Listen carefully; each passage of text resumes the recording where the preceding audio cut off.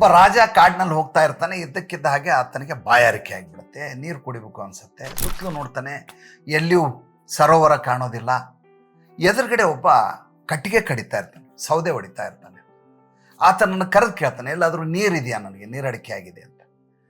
ಆ ಸೌದೆ ಒಡೆಯವನು ತನ್ನ ಬಳಿ ಇರುವಂಥ ಮಡಿಕೆಯಿಂದ ಆತನಿಗೆ ನೀರನ್ನು ಕೊಡ್ತಾನೆ. ನೀರು ಕುಡಿದಂಥ ರಾಜ ಸಂತುಷ್ಟನಾಗಿಬಿಡ್ತಾನೆ. ಸಂತುಷ್ಟನಾಗಿ ಹೇಳ್ತಾನೆ, ನನ್ನ ರಾಜ್ಯಕ್ಕೆ ಬಾ, ನಿನಗೆ ಯಾವತ್ತೂ ಅಗತ್ಯ ಇದೆಯೋ ನನ್ನ ಹತ್ರ ಬಾ, ನಿನಗೇನು ಬೇಕಾದರೂ ನಾನು ಕೊಡಲಿಕ್ಕೆ ತಯಾರಿದ್ದೀನಿ ಅಂತ.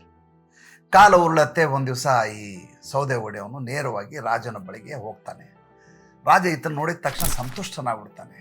ಸಂತುಷ್ಟನಾಗಿ, ಬಂದೆಲ್ಲ ನೀನು ಕೊನೆಗೂ, ನಿನ್ನ ಜ್ಞಾಪಿಸ್ಕೋತಾ ಇದ್ದೆ ನಾನು, ಏನು ಬೇಕು ಹೇಳು, ನಿನಗೆ ಏನೂ ಇಲ್ಲ, ನಿಮ್ಮನ್ನು ಭೇಟಿ ಆಗೋಣ ಅಂತ ಬಂದೆ. ಇಲ್ಲ, ನಿನಗೆ ಅವತ್ತು ನಾನು ಬಕ್ಷಿಸ್ಕೊಟ್ಟಿರಲಿಲ್ಲ, ಈಗ ಕೊಡ್ತೀನಿ. ಒಂದು ಕೆಲಸ ಮಾಡು, ನಿನ್ನ ಮನೆಯ ಸುತ್ತಮುತ್ತಲೂ ಒಂದು ಕಾಡಿದೆ, ಆ ಕಾಡನ್ನು ನಿನಗೆ ಬರೆದು ಕೊಡ್ತೀನಿ. ಚಂದನವನ ಅದು. ಚಂದನವನ ಅಂದರೆ ಗಂಧದ ಮರಗಳಿರುವಂಥ ಜಾಗ. ಈತನ ಸೌದೆ ಒಡೆಯವನ ಉದ್ಯೋಗ ಏನಂದರೆ, ಸೌದೆಯನ್ನು ಒಡೆಯೋದು, ಅದನ್ನು ಸುಡೋದು, ಸುಟ್ಟು ಅದರಿಂದ ಬರುವಂಥ ಕಲ್ಲಿದ್ದಲನ್ನು ಮಾರುಕಟ್ಟೆಗೆ ಹೋಗಿ ಮಾರೋದು, ಅದು ಆತನ ಉದ್ಯೋಗ. ಯಾವಾಗ ರಾಜ ಒಂದು ಕಾಡನ್ನೇ ತನಗೆ ಬರೆದು ಕೊಡ್ತಾ ಇದ್ದಾನೆ ಅಂತ ಗೊತ್ತ ತಕ್ಷಣ ಈತನಿಗೆ ಸಂತೋಷ ಆಗಿಬಿಡುತ್ತೆ. ವಾಪಸ್ಸು ಮನೆಗೆ ಬರ್ತಾನೆ, ಕುಟುಂಬದವ್ರಿಗೆ ಹೇಳ್ತಾನೆ. ಪ್ರತಿ ದಿವಸ ಕೊಡ್ಲಿಯಿಂದ ಆ ಕಟ್ಟಿಗೆಯನ್ನು, ಮರಗಳನ್ನು ಒಡೆದು ಸುಡೋದು, ಸುಟ್ಟ ತಕ್ಷಣ ಅದು ಕಲ್ಲಿದ್ದಲಾಗತ್ತೆ. ಕಲ್ಲಿದ್ದಲು ತೊಗೊಂಡೋಗಿ ಮಾರುಕಟ್ಟೆಯಲ್ಲಿ ಮಾರೋದು. ಕಾಲ ಉರುಳಿದ ತಕ್ಷಣ ನೋಡ್ತಾನೆ, ಮರಗಳೆಲ್ಲ ಖಾಲಿ ಆಗ್ಲಿಕ್ಕೆ ಬಂದಿರ್ತಾವೆ. ಅಷ್ಟೊತ್ತಿಗೆ ರಾಜ ಹೇಗೆ, ಈ ಸೌದೆ ಒಡೆಯವನ ಸ್ಥಿತಿ ಹೇಗಿದೆ, ಇಂಥ ದೊಡ್ಡ ಚಂದನವನವನ್ನು ಅವನು ಕೊಟ್ಟಿದ್ದೀನಿ, ಎಂಥ ಆಗರ್ಭ ಶ್ರೀಮಂತ ಆಗಿರ್ಬೋದು ಅಂತ ನೋಡಲಿಕ್ಕೆ ಬರ್ತಾನೆ. ಬಂದು ನೋಡ್ತಾನೆ, ಅದು ಸಂಪೂರ್ಣವಾಗಿ ಬರಡಾಗಿಬಿಟ್ಟಿದೆ. ಎಲ್ಲೋ ಒಂದು 3-4 ಮರಗಳನ್ನ ಬಿಟ್ಟರೆ ಇಲ್ಲವೇ ಇಲ್ಲ.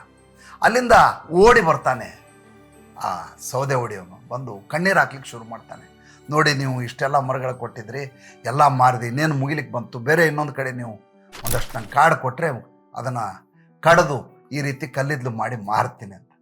ರಾಜನಿಗೆ ದುಃಖ ಆಗತ್ತೆ. ಎಂಥ ಮೂರ್ಖ ಇವನು, ಎಂಥವನಿಗೆ ಯಾವ ರೀತಿಯ ಬಹುಮಾನವನ್ನು ನಾನು ಕೊಟ್ಟಿದ್ದೀನಿ ಅಂಥೇಳಿ ಆತನಿಗೆ ಒಂದು ಚಂದನದ ಕೊರಡನ್ನು ಕೊಡ್ತಾನೆ. ಗಂಧದ ಕೊರಡನ್ನು, ಒಂದು 3-4 ಗಂಧದ ಕೊರಡನ್ನು ಕೊಟ್ಟು, ಮಾರುಕಟ್ಟೆಯಲ್ಲಿ ಹೋಗಿ ಇದನ್ನು ಮಾರ್ಕೊಂಬ ಅಂತ. ಆ ಸೌದೆ ಒಡೆಯವನು ಮಾರುಕಟ್ಟೆಗೆ ಹೋಗ್ತಾನೆ. ಆತನ ಕೈಯಲ್ಲಿ ಗಂಧದ ಕೊರಡಿದ್ದದ್ದು ನೋಡಿ ಮಾರುಕಟ್ಟೆ ಎಲ್ಲರೂ ಓಡಿ ಬರ್ತಾರೆ, ಎಷ್ಟು ಕೊಡ್ತೀಯ ಅಂತ. ಚಿನ್ನದ ನಾಣ್ಯಗಳ ಥೈಲಿಯ ಆತನ ಕೈಗೆ ಸಿಗತ್ತೆ. ವಾಪಸ್ ಬಂದು ರಾಜನಿಗೆ ಹೇಳ್ತಾನೆ, ಏನು ಮಾಡಿಬಿಟ್ರಿ ನೀವು, ಎಷ್ಟೊಂದು ದುಡ್ಡು ಬಂದ್ಬಿಡ್ತು ನನಗಿದು ಅಂತ. ಮೂರ್ಖ, ನಿನಗೆ ನಾನು ಚಂದನ ವನವನ್ನೇ ಕೊಟ್ಟಿದ್ದೆ, ನೀ ಅದನ್ನು ಕಲ್ಲಿದ್ದಲು ಮಾಡಿ ಬದುಕನ್ನು ಹಾಳು ಮಾಡಿಕೊಂಡೆ.